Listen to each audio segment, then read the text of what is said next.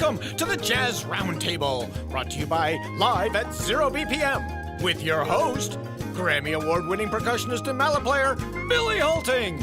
Tonight's guests, Gary Meek, Sinclair Lott, and Gary Frank.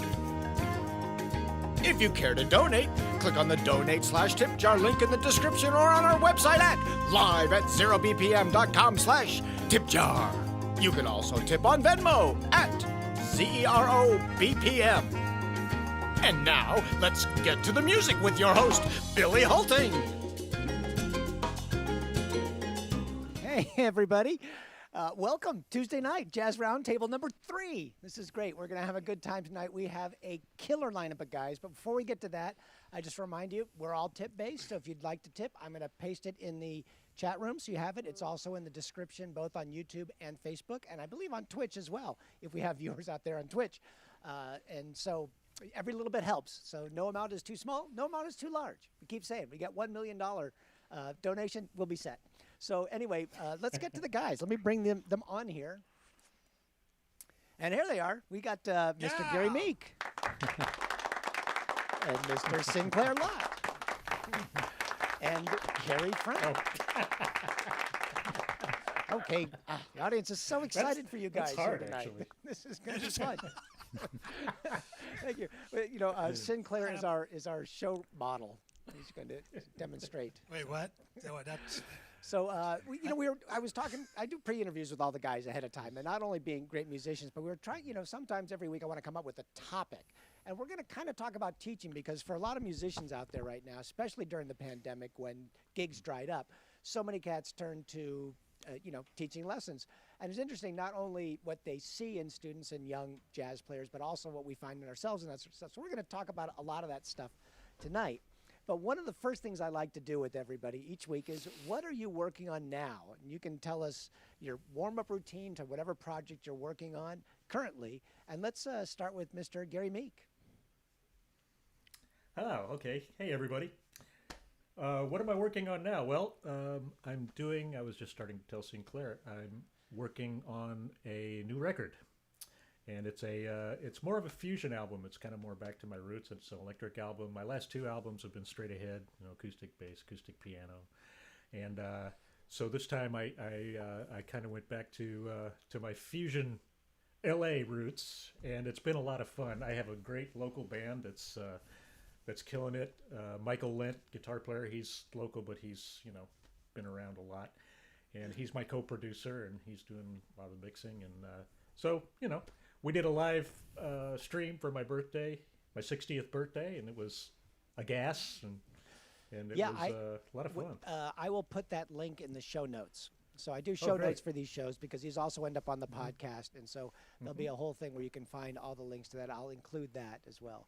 So, but Michael Lent used to live down here in L.A., so I knew him years ago. Absolutely. And when is the album coming out? Do you know? Well, we're looking at late May, probably. Right.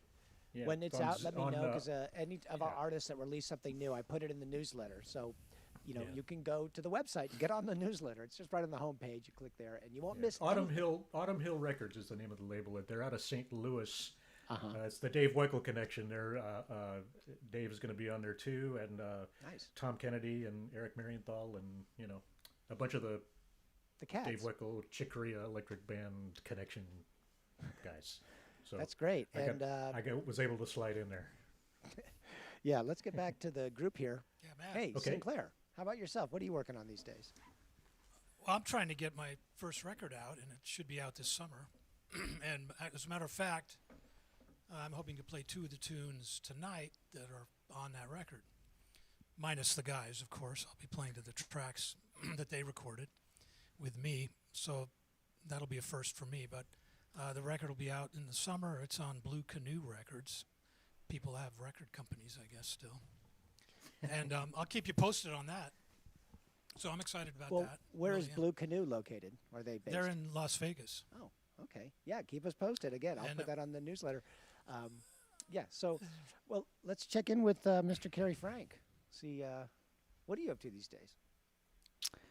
Let's see. Well, to tie back into the education stuff, I've been working on writing a music theory and scale guide type book That's been taking up a lot of time. And then also, I just came out with a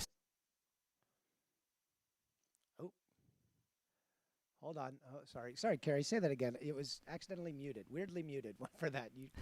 You were saying That's okay. Uh, everything was muted. Start from the beginning. No. Or- You said Okay. you were doing a book, and tell us about the book. Yeah. Yeah, to tie back into the education stuff, been working on writing like a music theory, scale guide, improvisation book. Um, yeah, so I've been working on that. I'm a little more than halfway done, and then just recording a bunch of music. One of my bands, Rump Roller, we came out with a Beatles album last month, and then some little single recordings with drummer Vince Fawcett, who I played at 0 p.m. with last month or 2 months ago.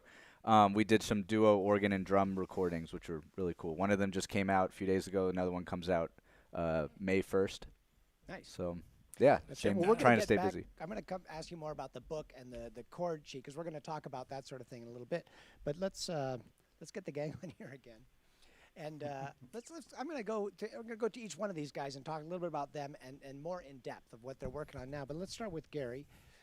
And now, if you don't know Gary Meek, I'm sure you've heard him before. He's played with everybody. Your first gig was with Dionne Warwick way back in the day. And then you toured with Airto and Flora, Herb Alpert, Al Jarreau, Jeff Lorber, Oscar Castroneves, and Dave Weckles' band. You also recorded with Green Day. But how did it launch from Dionne Warwick forward? How did you get going there?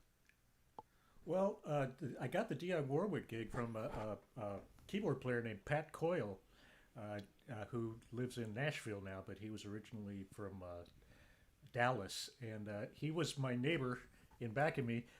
They wanted him, but he didn't want the gig, so he recommended me. Interesting.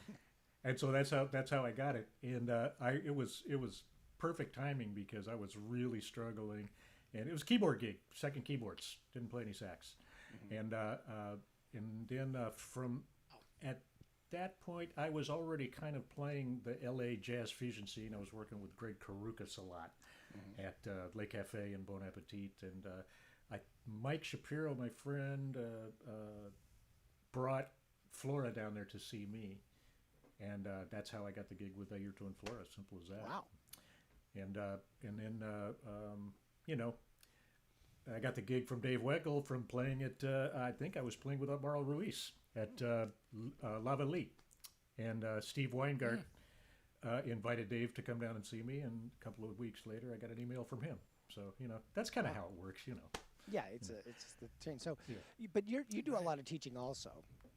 Yes, I do. And people, your Facebook posts about what you're learning and what you're teaching and what you're discovering they're just fantastic. And we were talking recently. You posted something about how we got like an avalanche of color in their solos. Do you want to expand on what we were talking about and just what you're seeing a lot on the internet these days? Well, I was just commenting on I see a lot of young players posting all this just like crazy athletic burning stuff, and it's great. I can't say it's not great. What I said was I can't wait to hear how they grow, and when they actually develop their own voice and tell me something about themselves with it, other than check this out, here's what I can do, and I can't wait. I can't wait to hear that, and I just. They're all great. I mean, there's such guys out there, such chops now.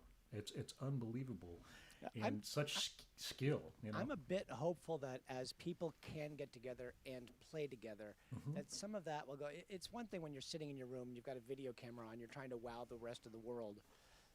People kind of fall into this trap of higher, faster, louder. Well, yeah, and and some of them haven't even played very much yet. So it's kind of like. But it's funny. It's like they kind of get some of them, I think, get really good at one thing, and then they tape themselves doing it and they put it out there. It's like, okay, and then what you realize is they can't really do anything else yet because they haven't really had to. Yeah.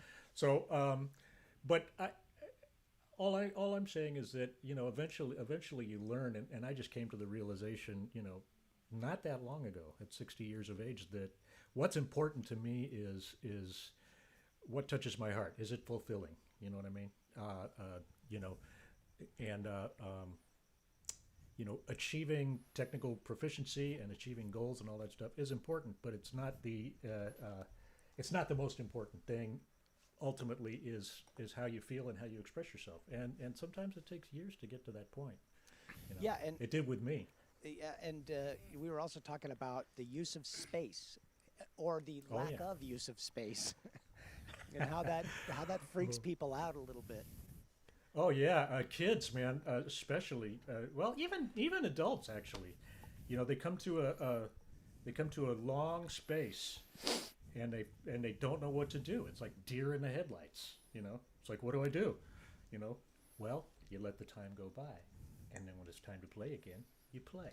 You know, but that's a hard concept to realize. You know, it's like.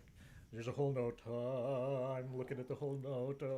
What do I do? Oh, duh! There's the next note over there. You know, and so you kind of get. It's dealing with space is like some of the hardest things. I noticed, like, when I try to get people to relax and play slow, it's actually harder for them than it is sometimes to play something fast. You know, they can't count a half note. You know, they can play ripping fast eighth notes or 16th notes, but they can't count a half note. I had a buddy of mine we were talking about practicing up-tempo tunes years ago, and he had a great method. He said, put the metronome at 60, and you can't play anything rhythmically faster than an eighth note. And the feeling is people play very emotionally when they're playing a ballad, and that kind of goes away when you're trying to rip through changes at a high tempo. So slowing it down and treating it almost like a ballad, you really kind of find and hear creative melodies. And then as you click the metronome up, all of a sudden you're playing much more melodic, even at a faster tempo. And it isn't just an avalanche of color, which has no impact. I heard that on a podcast. I remember Makoto Ozoni said, I was working on this. I was trying to learn Rhapsody in Blue, of all things, on the piano. And there's one thing that goes, it's like a two-handed thing. And I said, man, that thing is driving me nuts. He said, yeah, it's crazy. He said, you have to go 16th note equals 60 and play the whole thing, you know? And it's crazy. That takes like a half hour to get through the section. No. Do, do, do, do, you know, like every 16th note is 60, you know. But what I realized was I couldn't even do it. Yeah. I wasn't really ready for the next one, even at 60 BPM. You know what I mean? Not really. You know, it's like you skate by things. So you really learn a lot about yourself when you slow things ridiculously slow. Yeah, it's an interesting thing. Well, Kenny Werner in Effortless Mastery mentions this. And it's something a teacher told me back in college. He called the practice triangle. And it's funny because I was at a swim workout today, and I was thinking of the practice triangle. But it's basically you have tempo, accuracy, and technique are the three corners. And you can really only do one side at a time. So you can practice it slow and accurately, or you can play it accurately and technically correct, but you might have to sacrifice the speed on it for a while. And the way is to work on one side of the triangle and then work on another side and bring them all closer together until you're playing it that way. But it is very humbling sometimes to slow it down to that brutally slow tempo and see what you're doing with it. Yeah, to let space go by is sometimes the hardest thing in the world. Yeah. Well, do you want to play something for us? Sure. This is a tune. This is a tune that I actually wrote a long time ago, in honor of some of the work I was doing, and it's called "Tours from Hell." All right, take it away. But it's actually a really nice tune. You wouldn't think of it. And when Flora put it on her record, she renamed it "Journey to Eden." So I guess it's called "Journey to Eden" now. Cool. But here we go. Let me recavernize myself. Am I caverned? Yo, you're in the cavern. All right, coolness. Okay. That's how sax sounds the best in a cave. Let's see. Here we go.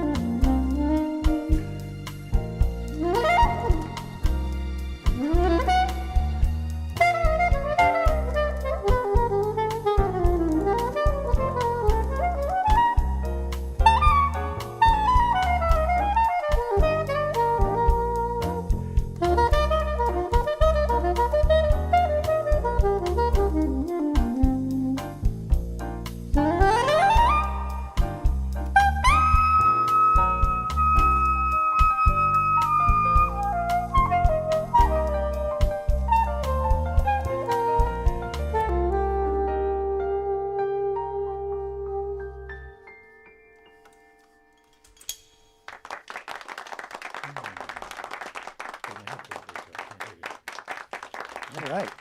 Yeah. That was fantastic. Hey, I got a message from Kim out in internet land, and she said she's having trouble hearing the talking because the music is all good level. Can any or all of you guys turn up your talking level? Sure. Okay. Everything Yeah. sounds about right to me. But I can hold see, on. oh, that's Okay. much better. How Now about that? Okay, I'm probably way loud now.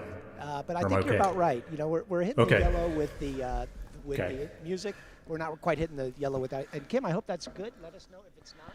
Okay. And if you are listening in your car, I hope you're not driving while you're All texting. right. Was that okay? Did that come out okay? It came out great. Like she said, the Oh, music good. was great. It's just cool. some of our talking needs to come up, and I think we just did, and hopefully that works for All everybody. right. Let us know. Great How's use that? of space. Thank you. Yeah, man. And to prove a point, In the cavern. here's Gary. Oh, let me turn off the cavernization here. Oh, yeah. There we go. But you I got, can't hear that. That's why, because it's only going to you guys. oh, yeah. well, we got to send it into your head. God, I keep pulling up it. Damn. We have a couple of comments, and the interesting thing is, like, the internet is like a half a minute behind, so sometimes I get comments well after the fact. But Toby says sweet. Toby and Graham are some of our regulars. Graham Nice. said nice. Kathy Siegel Garcia is here. She's got her own show several days a week at noon. Oh, Is that yeah. Kathy, I can't remember if it's Monday Yeah. through Wednesday or 3 days a week, but she's here. Yeah, and I'm playing with Kathy on Saturday in Marina Del Rey. I think it's kind of an open jam, and anyways, everyone Live should gig? come out. It's a live gig. Wow. We'll- Unbelievable. Yeah, with Where is Aron that? Surfati on. Yeah, Aron Surfati on wow. drums, and Wow. yeah, the conference room.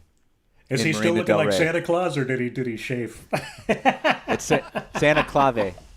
Yeah, Santa Claus. Yeah. Well, hooray for live gigs. And then, let's see, Rick Craig, drummer who used to live here. Oh, is yeah, now Rick. in Yeah. Florida. Of course, when I try to see his comment, something pops up in front of it. He is saying, that was amazing, Gary. Oh, thank That's you. some good comments there. And we have Nice. our first tip of the night. Eddie Taduri, the great Eddie Taduri is here. Eddie, So all thank you, right. Eddie. And then a couple of our other regulars are here. Diana from Houston, Texas. A very pleasant good evening, everyone. She says that sounds so lovely and relaxing. Sandy Crane is here. Sandy is a family member of one of our other artists that plays here all the time, Jeff Miley. And also, there's another woman here that might be related. Wendy Frank is here, so she says to say hello. That's my mom.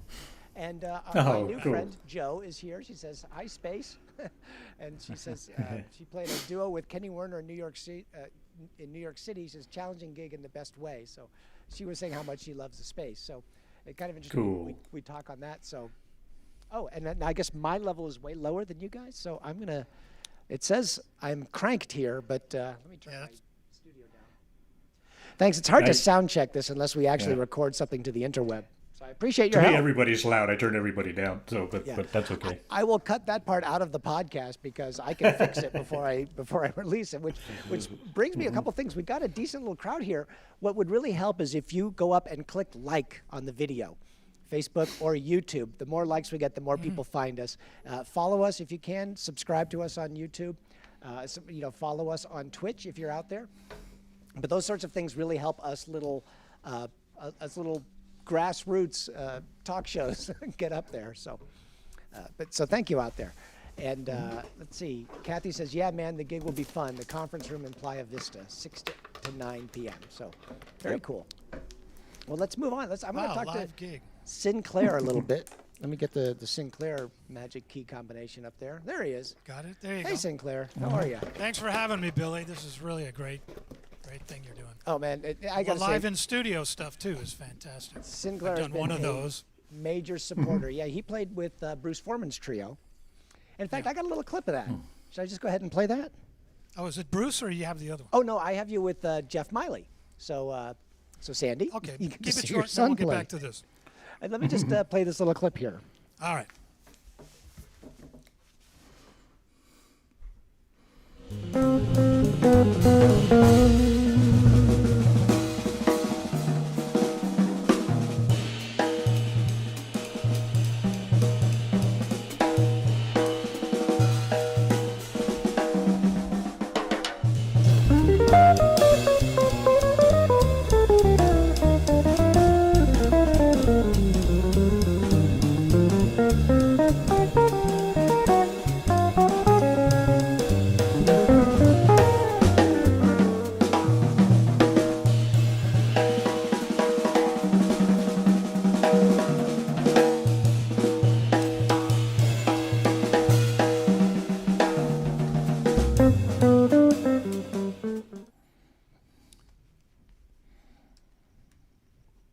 Okay. There you go.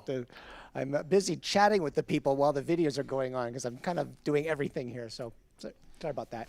That was very that cool. was an impromptu with Jeff. Yeah, yeah, that was a really good night, and hopefully you came also played with Bruce Foreman. Hopefully we'll get him back down here when he's available, and some of that sort of stuff. But now you are, as most people are, we were talking about teaching and such. But let me just go through Sinclair's Right. little resume thing. Freddie Hubbard, Frank Zappa, Tigran Hamasyan, Diane Reeves, Mose Allison, Vanessa Williams, Big Joe Turner, Billy Childs, Tierney Sutton, Otis Rush, Eric Gale, and Mike Miller. That's quite About that. quite a list. Anything particularly stand out that was fun about playing with any of these? Oh, it was all. Well, it's all Hilarious. fun. I do remember I was in Spain with Freddie. We were going to talk about teaching, but sometimes you learn stuff from all kinds of people. And I ended up in Dizzy Gillespie's, just the two of us, in his hotel room somehow in Spain and sharing a joint and talking about music.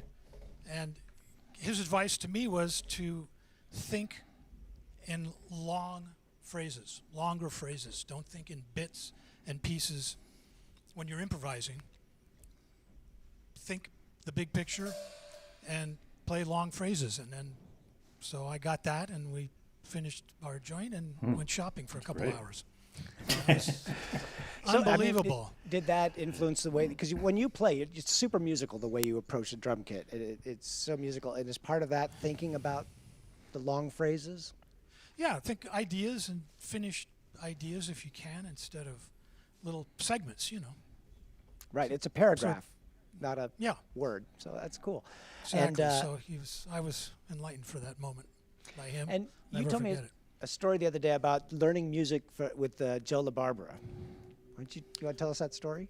Oh, well, I just finished a duo video with Joe. I've subbed for him up at Cal Arts teaching, and a buddy of ours arranged a Max Roach solo for 2 drum sets. It's kind of a call and answer. And so I had never shed Max. Of course, I knew about him a lot. Turns out a lot of the stuff I do, he figured out first, of course. So I worked that up, and then I got Joe's audio, which was flawless, and I played to that, and we pieced it together. We each had 3 cameras on our kits. I did it here, and it's being put together now, and should be out hopefully. But Oh, we got a little. Sinclair, you froze. Can you still hear us? with Joe, picking his brain and sound of his drums. How Start about that over now? again. You froze on us for a second. You Yeah, were I saying can that hear you It's fine. going to be out soon.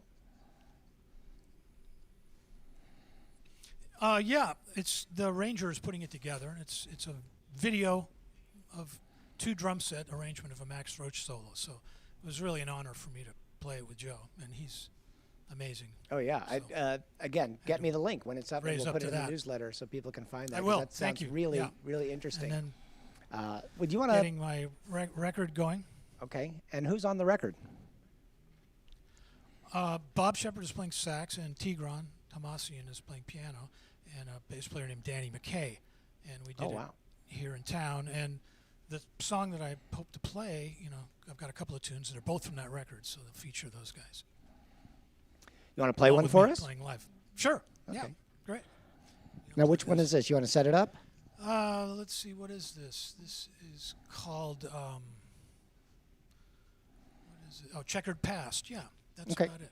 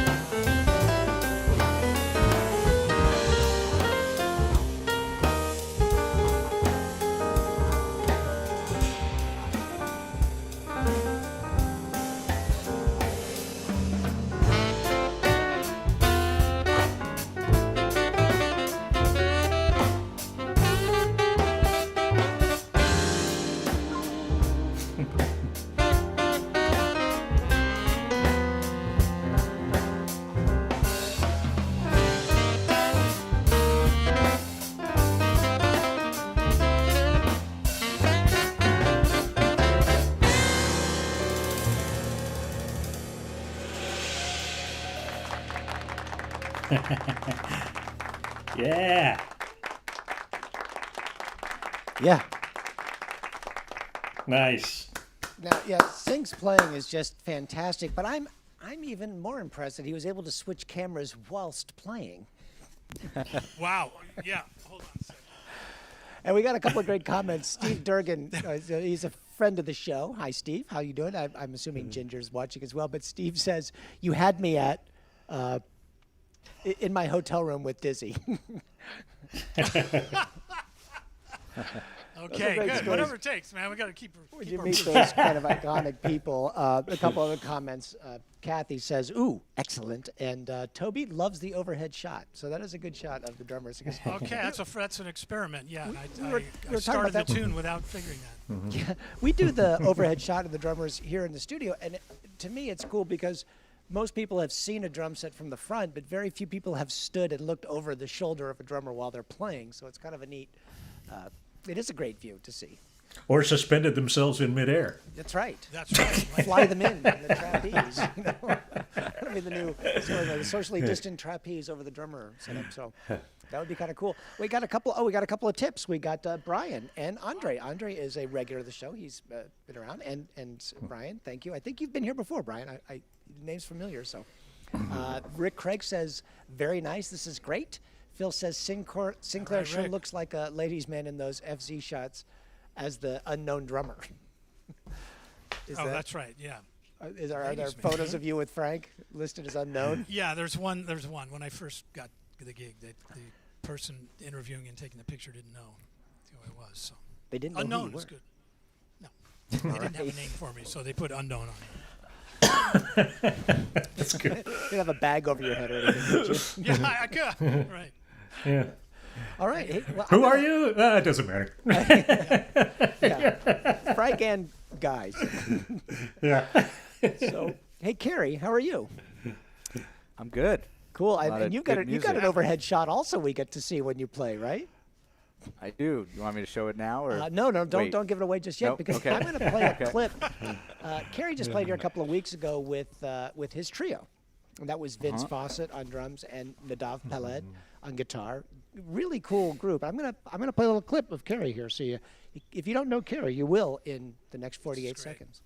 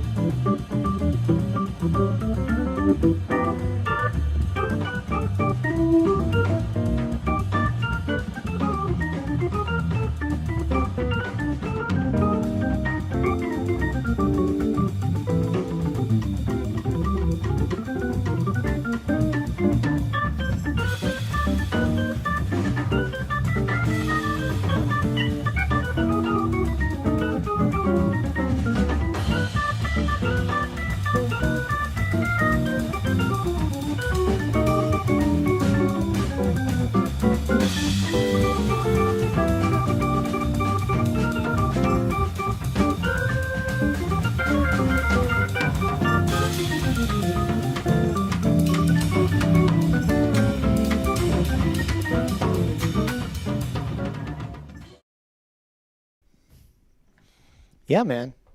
Yeah. Nice. That was such a great night, and it's funny because I choose these clips and I generally pull the solos out of them because to me that's more interesting. But the guys are giving me a hard time today because I never show the melody of these things.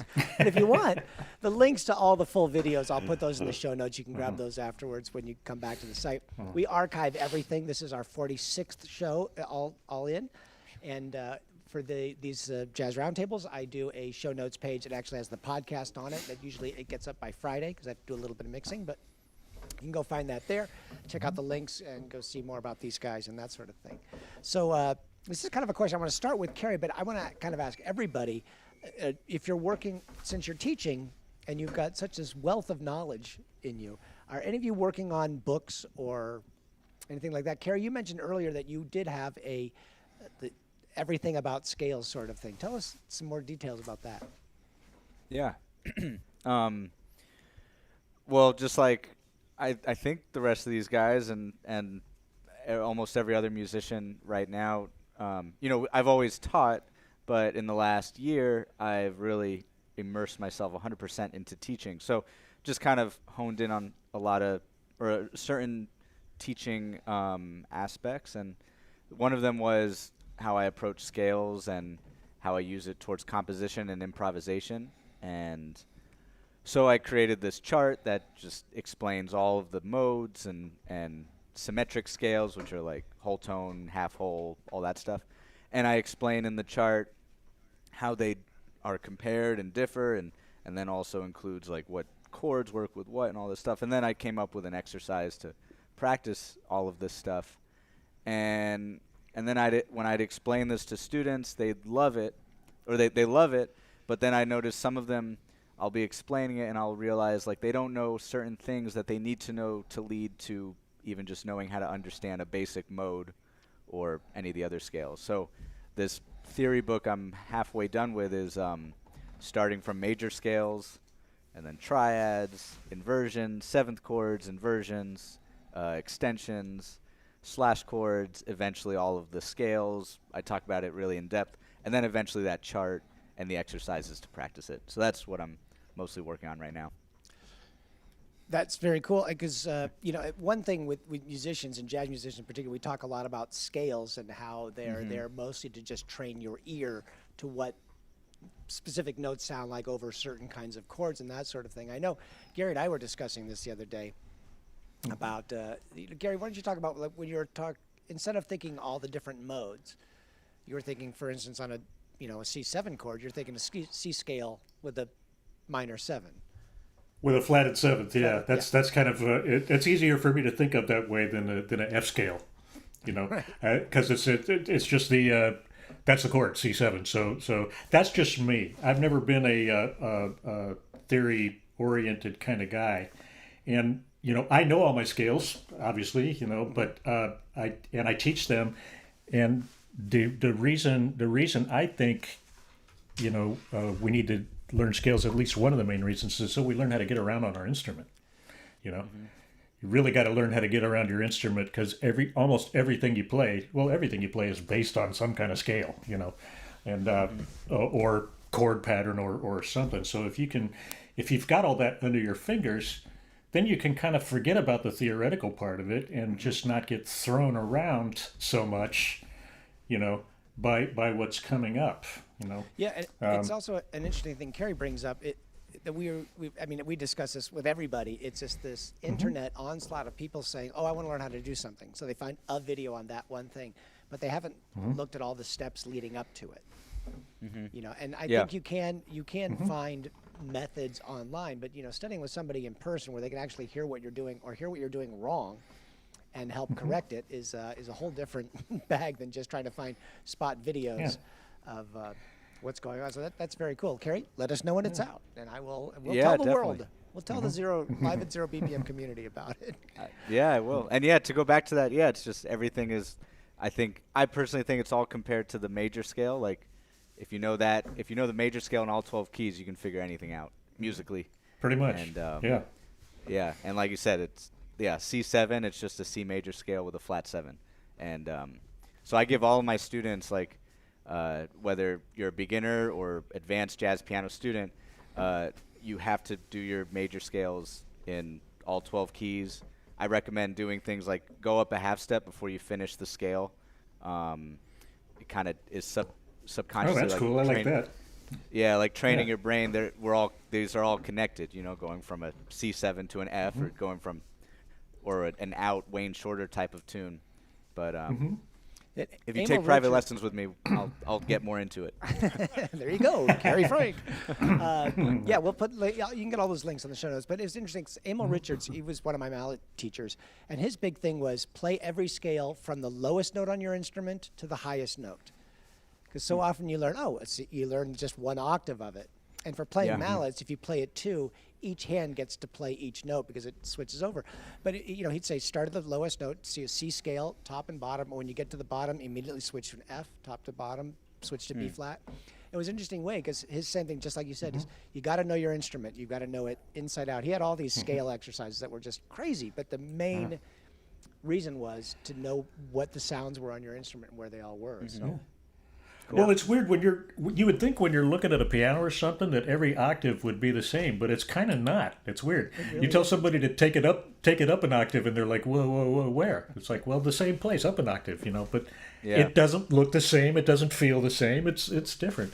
So I think there is value in doing the whole range of the instrument for sure. Definitely. And then with piano, I mean, it's different with every instrument and also every piano. But for the most part, if you record or perform on a good sounding piano, it's almost always going to sound good in the middle of the piano. Like I can just play whatever I want, and that I can make it sound good, right?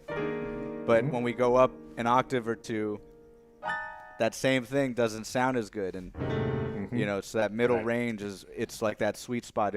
It's almost like getting away with keyboard players sometimes will play with an electric piano sound because we can kind of get away with more mistakes sometimes. Oh yeah. And with a piano, it always sounds good in that middle between those two C's that hover the middle C. I can play whatever I wanted. Assuming it's in tune, right? So so it's hard for us to get out of that comfort zone, and especially solo piano or with a band to use get away from that. Anyways. Yeah. Hey Sinclair, are you working on anything in the teaching realm like that? Well, I've been teaching more, of course, and I don't know about you guys, but I don't really have a system that I run people through. I sort of tailor each lesson for the student. So I'm having to come up with things for every student that are completely different. So that's good for my brain, and I come up with hand exercises and just sort of ideas about drumming that would apply to this guy that I haven't thought about before, because I have to get through. I have to get into his head and get him excited, or her, and so it sort of forces me to come up with exercises, and I've compiled a bunch of them. Hopefully I will put them in a book form and get them out, and they're everything from beginning exercises with a twist and more advanced stuff that is challenging mentally too, and it challenges both sides of your body, your left hand as far as your right. So that's part of the teaching. It brings up the point that you have to teach the way the student learns. Yeah. Absolutely. Not the way you want to teach all the time. You've got to find a way to break through. And Sink, you had a great story about a student, just specifically about that sort of thing.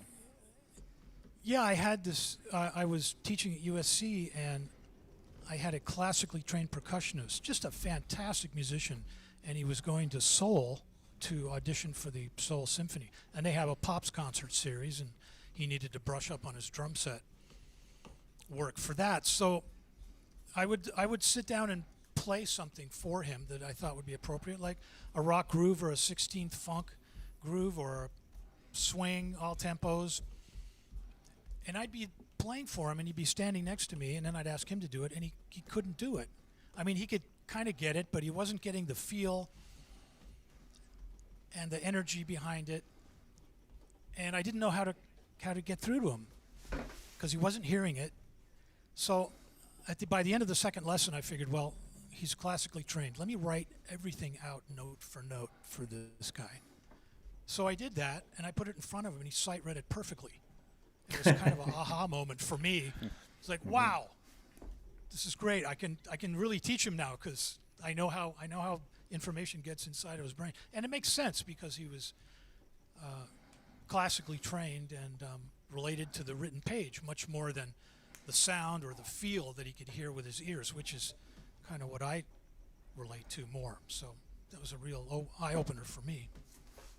Hopefully he got something out of it and went down and did the audition and got the gig with the Seoul Symphony. So all because of you. Yeah. All because I figured out how to teach him. Yeah. That's I have a guy that's exactly the opposite, actually. He really? He's a bass player. I have a bass student. I don't play bass, but I have a bass student. Go figure that out. Makes sense. But I've got him playing Perpetual Motion by Paganini. He plays it on bass, plays the shit out of it on bass. Learned the whole thing memorize the whole damn thing. And I got him, and finally I got him to look at the music as it was going by. I could finally say, "Stop! Where are you?" And he'd go, "Oh, wait a minute. I don't know." You have to look. So he can. If I teach him something by ear, if I play it for him, he picks it up like that. Put a piece of music in front of him. It's like the old guitar player joke: how to get a guitar player to turn down, right? So so now I'm making him play like read super slow things with slow half notes and quarter notes, and I'm using a snare drum. I'm actually using a snare drum book that a friend of mine, Andy Weiss, gave me to work on rhythms. It's just basically a whole book of rhythms, and put on the metronome and play one note on the bass, play the right rhythm. Da da da da da da. All that stuff, and he got that right, but he's still having trouble reading the notes. So we're going to have to, work on that. It's an interest. Yeah, every student is different. Saxophone, I have a method because I was taught by a method by my teacher, and it's very methodical. You go through it little bit by bit, and it's totally different than any other saxophone teaching, but it is a method. That's It cool. works fantastic. Yeah. Well, guys, I've taken kids from junior high school to through college leveled, and they're going to become pros. So I know it works. we do have one comment. My friend Susan. Hi, Susan. She's out in New York. She's a violinist who also teaches. She says, "Love your commitment to teaching, Carrie Frank." So yeah, it's admirable, people that really do it well. I mean, I look back on the teachers I had. Jerry Steinholtz, for one, he's 90% reason I ever did anything with music, because he just cared. A teacher that actually cares, not just going through the motions. It's very cool. So Right. Every student needs a good teacher, or a couple Yep. that have helped them turn the Definitely. corner. My teacher taught me for free for like the last 2 or 3 years because I ran out of money and I couldn't pay him anymore. He said, "Come anyway." Wow. And I do that for some of my students now, because what happens is when when a kid loses support from his parents, when he becomes an adult, all of a sudden $75 a week, is a lot more than he's prepared to come up with, But I don't want him to stop, So, got to keep him. It's more important for them. Teacher. So a couple people, Joey De Leon just showed up. Hey, Joey, he's coming up. He's going to be playing here in May. Thanks, Joey. Says, and then he says we need great teachers. He's saying hi to everybody in there. And let's see, GK Piano on YouTube wants to know, how do I get good? If it's who I think it is, he's been a guest on the show, and I think he's having fun with us. But Joey's late because he had a gig. Turn up the reverb. That's how you get good. Yeah, That's right. Get the I think GK is an old friend of mine. Yeah. So I think I know G. let's see. Oh, wait a minute. Oh, it's time Oh for. my God! It is time, I Really? guess, for Conversations in Music. Cool. yes. And I know I promised I was going to make a new one of those by April, and I didn't. So I'm sorry. But let's get to playing. You guys have a little conversation. You guys do a little ready to go? freeform thing here, We're going to do a little bit different than we have in the last couple of shows. So I hope you guys Let me change in my that camera. land enjoy this. And let me become cavernous once again. Yes. Cavernous. Okay. Let's see. So that should be good.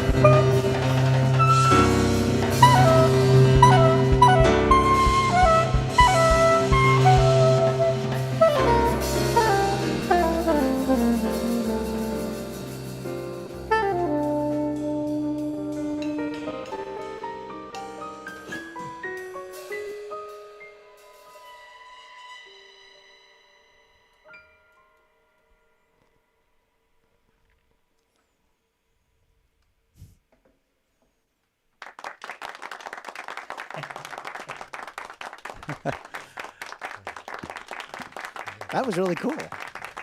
Yeah. Yeah, was nice fun. guys.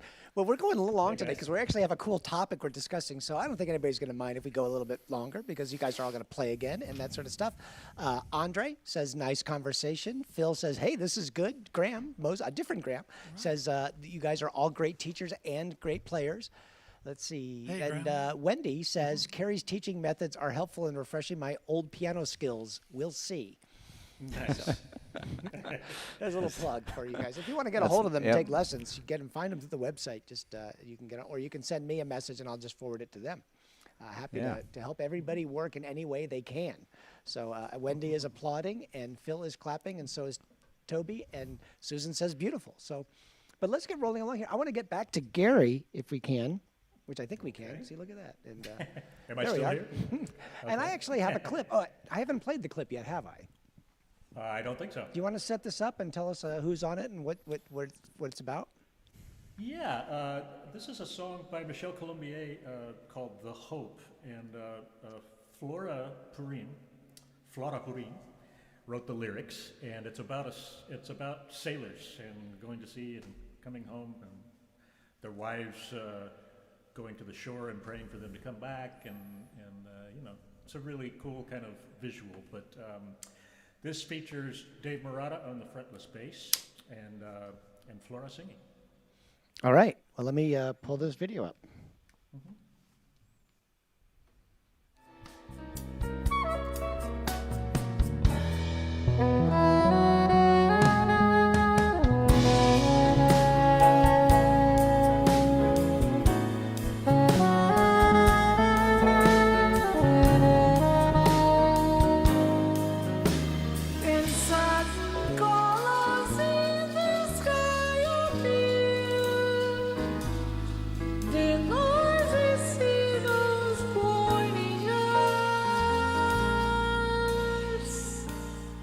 They've just arrived. Who knows how many would be back this time?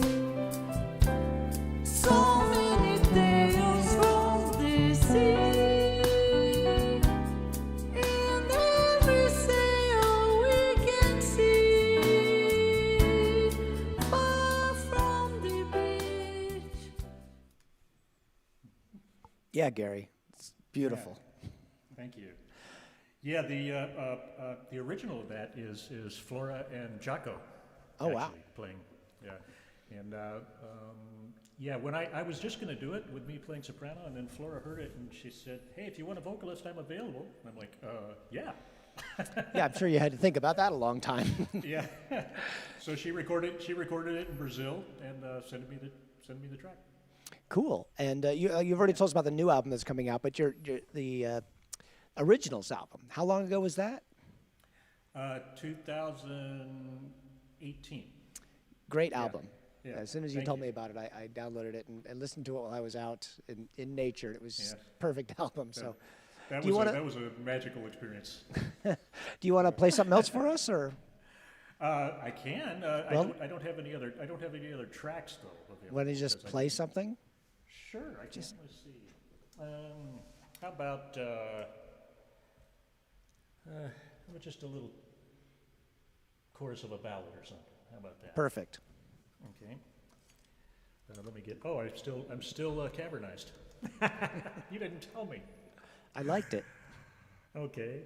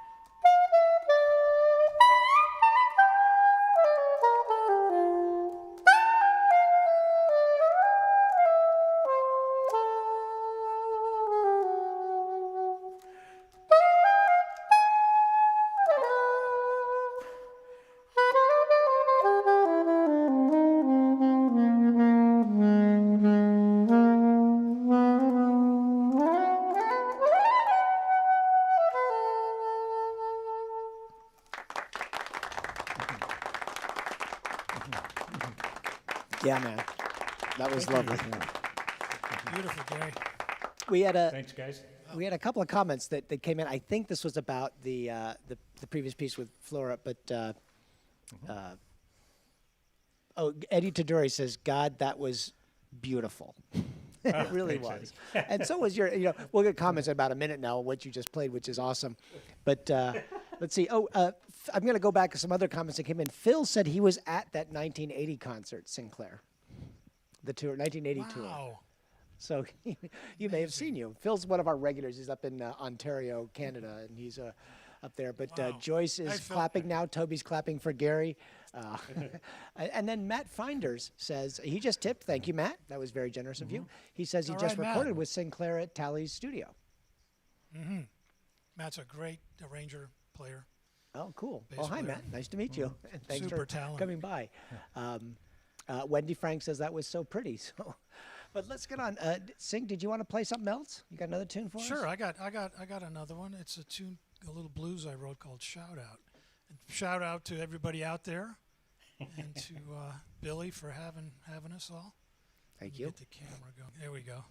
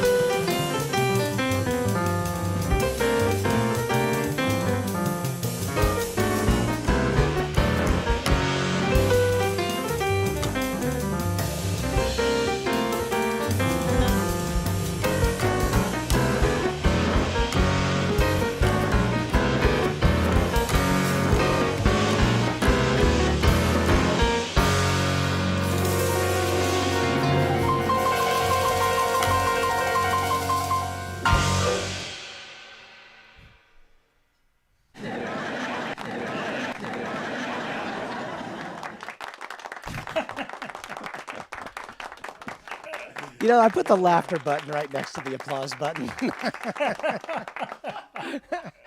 That was great. Joyce says, wonderful laughter drumming. next to Anna's the here. applause. Anna's a friend from Vegas area. She says, appreciates the bird's eye view of the drums. Let's All see. right. Yeah. Toby says, "Oh my God, smoking." That's great. And Joey De Leon wants you to play Smoking? some Scarlatti. The sonatas. So, but I want to get to Kerry because I actually have a specific question for him about something we spoke about the other day, and I'm going to get him to play some more. But I do need to do my ad. Not my ad. This is the upcoming shows that are coming soon. I got a new graphic. I hope you all appreciate that. Wow. But Thursday, 2 nights from now, Conganas, it's the, what do they call themselves? The Full Orchestra Latin Quartet. It's a killer Latin jazz band. It's just amazing. That'll be fun. And our first horn player, Francisco, is going to play trombone. We're going to put him in the ISO booth. That'll be a nice experiment for Thursday. And let's see. Then Joey De Leon had to move his gig because so Switchblade 3 is coming back in. I know there's some people excited to have them back. They are the rockabilly band, the big band trio.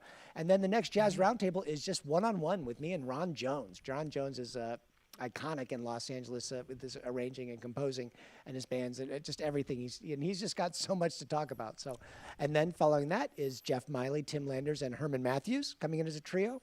Then Michael O'Neill is coming in, and he's bringing John Leftwich, who was here a couple of weeks ago, and also Land Richards. Then we're having guitar night with the Jazz Roundtable at the beginning of May.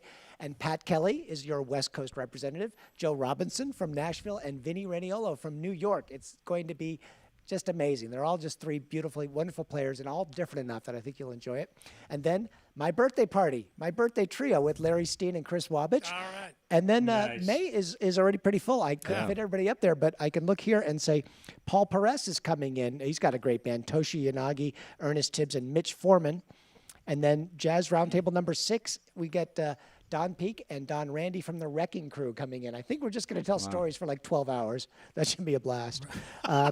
David Dirge is bringing in a trio. And I'm sorry, David, I am just completely spacing on who's playing with you.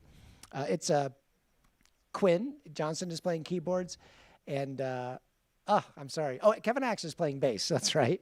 He just confirmed that today. That, like I said, Joey's going to be here on the 27th of May. And June, David Hughes is coming back, talking to some other guys about coming in. We're pretty booked up. So it's going to be, the schedule's going great. We might add some more nights. And as we get closer to June and it's okay to have more horn players, which are all getting vaccinated, that'll be a lot of fun. So I'm really excited about the schedule. I hope you can join us. Join the mailing list. That's on the website. It's still not too late to tip if you're listening to the podcast or you're listening to an archive. You can tip anytime you want. Go to the website. You can choose which band you want the money to go to, and I make sure it gets there. We are completely tip supported, So your help matters. Makes a big difference. So let me get the guys back on here. But I wanted to ask Kerry something because we were talking about, he's brought a couple of bands in here, and they do kind of, cover tunes. He did a Beatles medley with the Rump Roller Organ Trio, and he did some other stuff with his trio. And we're talking about what's your approach to arranging these tunes? Mm-hmm. Yeah. Like every composer and arranger, every song is different. Some songs whether you're composing or arranging, it just comes out naturally, and then others you kind of have to work on it. So my approach is I strip down a song to its basic lead sheet form. So for non-musicians, a lead sheet is a very basic chart that includes the melody and chords, sometimes other specific things if the song has it built in, like certain harmonic hits or rhythmic hits. But for the most part, it's just a basic lead sheet, just melody, chords, and nothing else.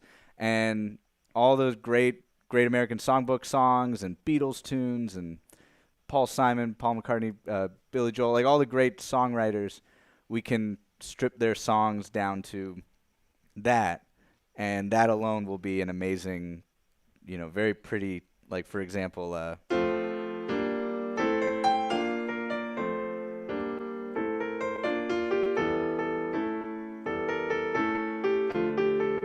that was just triads in my left hand, melody in my right hand, in root position triads, and that alone is a beautiful arrangement song.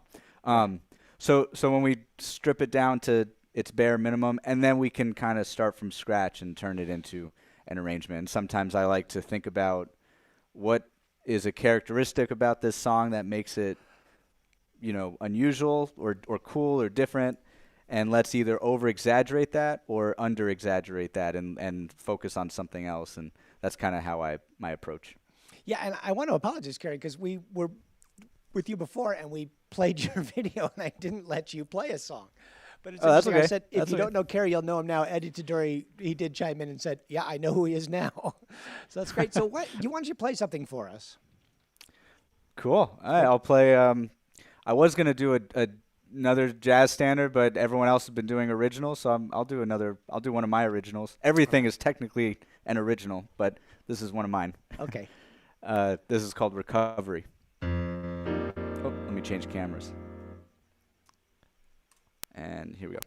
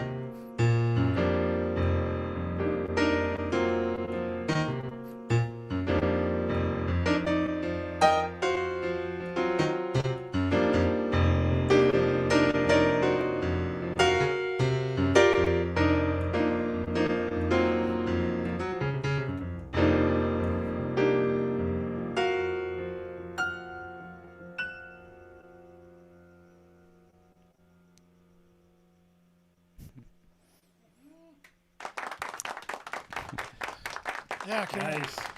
Very Beautiful. nice, Carrie. Thank you. That was lovely. Joyce says, very pretty melody. Toby Simmons is Thanks. clapping.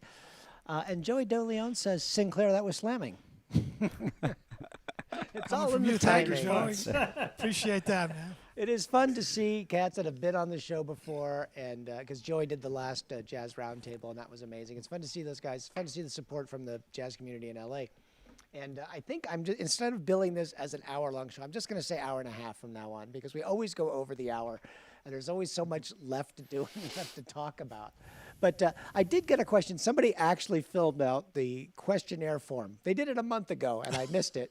Because Wow. people, you can post questions in the chats, but sometimes they go by so fast and I miss them. So yeah, that link is in the thing. But there was a woman named Igor, or I thought it was Inger, but maybe it's Igor, I guess, who writes in and says, what do any of you think or have experienced improvising with spoken word poetry? That is, I thought I didn't want to prep the guys with that question ahead of time because I wanted to get a reaction to see if any of them have ever. Have any of you guys ever done that? I have I once. never have, but Yeah. At Monterey Jazz I would- Festival Jazz Camp, we used to do this, this thing where, just to get the feel for improvising, somebody would start a story, and then the next person would continue it, and you'd go around the room. Once there was an aardvark named Harry, go. Oh, And so that was kind of like making up, getting the feeling of making up stuff on the spot because a lot of kids especially they haven't had any kind of experience like that at all. Other than that, no. yeah. I was thinking if anybody has it, it's Carrie. So, what's your story, Carrie? Yeah, I mean, it was a coffee shop. In Orlando, there was a coffee shop. I used to do like a jazz jam every Wednesday, and then there would be random other singer-songwriter experimental nights. And I remember doing at least one or two. I can't remember if it was one night with different acts that kind of blended together, or it was, or if it was spread out between a few different nights. But yeah, just following, I don't know, it's kind of like improvisation, just, that's their instrument. And, or almost like, I've also done once when I play organ, I get called for random other gigs and playing organ behind a silent film. So it was just kind of improvise and follow them, so same thing. I mean, there's the sad part. So, whatever, whatever, and just kind of follow along. And That's cool. yeah, it's cool. It's fun. I like that stuff. Sinclair, you? yeah, well, it's a improvised art form, right? Yeah. Mm-hmm. So All right. I'm, Well, I'm all for it. That was that was Things can happen that would never otherwise happen. well, maybe we'll have a poet so- come and join us, and you guys can improvise to the poet. So maybe that's something to put in the notes. I'll just Siri remind me to have a. Yeah.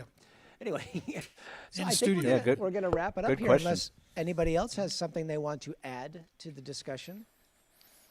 Well, thanks for having us, Billy. Of course, Really? and again, if you're listening, we release these as a podcast. So if you want to listen to it again or tell your friends about it, you can find all the info on the website, or we're up on, I think we're up on Apple Podcasts, Stitcher, Spotify, and TuneIn right now. I'm trying to get us on a few other services, but you can find it out there. It takes me a couple days to dress it up and make it super pretty for audio only.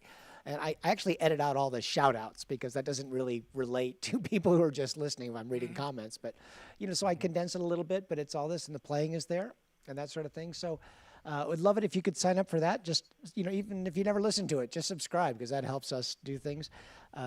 All of our, I see that people liked and followed us, which is great. But thank you very much for doing that. Again, the tip jar is up permanently. I put the link up a bunch of times, so if you need to find that, that'd be great. If you have questions for future people, that link that's in the notes, you can just fill that out. And if you have a specific musician you want to ask in the future, I'll see it and we'll ask the question. Or you can just ask general things. So thank you guys again. I'm going to play the outro that I've spent all week working on. But I want to say thank you once again to Gary Meek, Yeah, Gary. Pleasure. Mr. Sinclair Lott, Yeah, Sinclair. and Carrie Frank. So Yeah, you guys are Gary, great. Pleasure Pleasure to be with all you guys. This has been fun. And everybody out there in Internet land, come back Thursday for the live shows, 1st and 3rd. I think I'm going to do 5th. If there's a 5th Tuesday in a month, I'm going to put another jazz roundtable up there because it's 2 weeks is way too long in between. So we'll bunch them up like that. But every Thursday is live jazz. We might add some other nights this summer.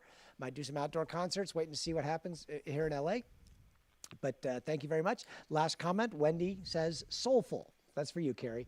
And Joyce is saying thank you all. Phil and Anna, everybody's they're chiming in to say thank you. Can I plug one little gig, Billy? What's that?